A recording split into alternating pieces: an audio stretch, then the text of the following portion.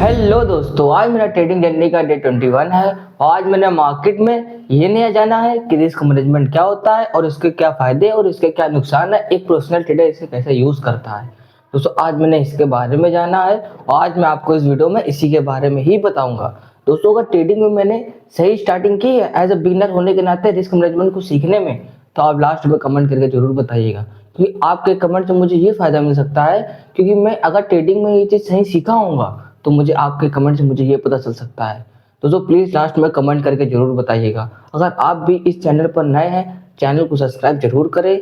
और आज मेरा डे 21 है और डे 1 से डे 20 तक वीडियो जरूर देखिए और मेरे अंदर क्या क्या बेनिफिट और क्या क्या मेरे अंदर सुधार आए हैं आपको खुद पता चल जाएगा मार्केट के प्रति। दोस्तों अब मैं आपको बताता हूँ रिस्क मैनेजमेंट क्या होता है और इसके क्या फ़ायदे हैं और इससे हम कैसे पैसा बना सकते हैं मार्केट में।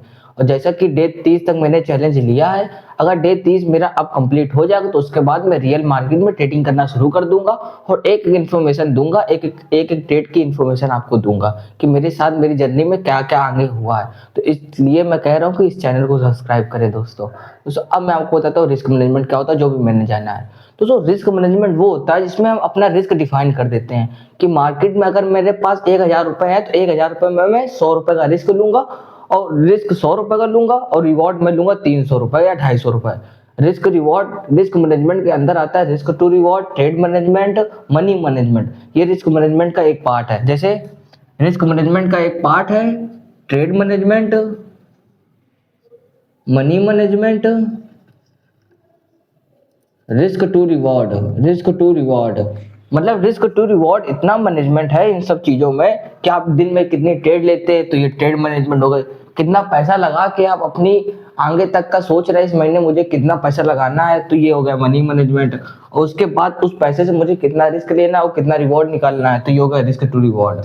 दोस्तों ये होते हैं रिस्क मैनेजमेंट के 3 पार्ट्स, 1 2 3। अब इसके अंदर तो हम आज को आपको रिस्क टू रिवॉर्ड के बारे में बताएंगे, क्योंकि ट्रेड आपको डिसाइड करनी है कितनी लेनी है, मनी आपके पास जितना हो कैपिटल उसके हिसाब से मैं आपको ये रिस्क टू रिवॉर्ड के विषय में आपको मैं बताऊंगा।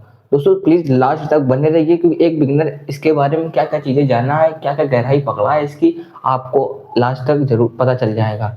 दोस्तों अब मैं आपको बताऊँ risk to reward. Risk reward दोस्तों रिस्क रिवॉर्ड वो है अगर आप 1:1 निकालते हैं तो आपकी अगर 10 ट्रेड में 5 भी प्रॉफिट हुई, अगर आप 100 रुपए का लॉस ले रहे हैं एक ट्रेड में, अगर आप 100 रुपए का लॉस ले रहे हैं तो अगर 5 ट्रेड में आपका 500 का प्रॉफिट होगा, अगर 5 ट्रेड विन भी गई तो 500 का लॉस होगा, वो 500 का लॉस होगा, 500 का प्रॉफिट होगा। तो मतलब आप जीरो ओवरऑल लॉस पर ही है, मतलब ब्रेक इवन पर है, ना प्रॉफिट ना लॉस। ये हो गया 1:1।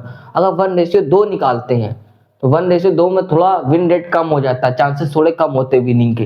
तो मान लीजिए 10 में से आपके अगर 6 भी विन जाती हैं, नहीं 6 लॉस जाती हैं, तो मान लीजिए 600 रुपए का लॉस हुआ और -4 विन गई तो 400 गुणे 800 रुपए का प्रॉफिट हुआ। तो 800 - 600 करोगे तो 200 रुपए का ओवरऑल आप प्रॉफिट में रहेंगे।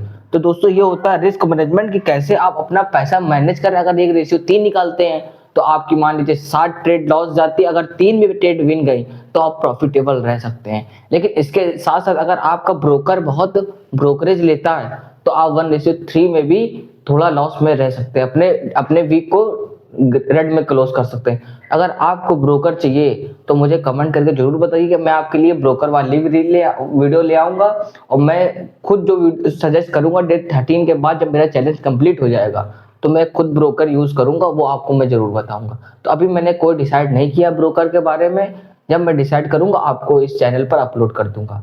दोस्तों आज मैंने इसी के बारे में जाना कि रिस्क रिवॉर्ड क्या होता है, रिस्क मैनेजमेंट क्या होता है, और आपको आज इसी वीडियो में मैंने इसके बारे में बता दिया। दोस्तों अगर ये चीज़ें मैंने सही सीखी तो आप लास्ट में कमेंट करके जरूर बताइएगा।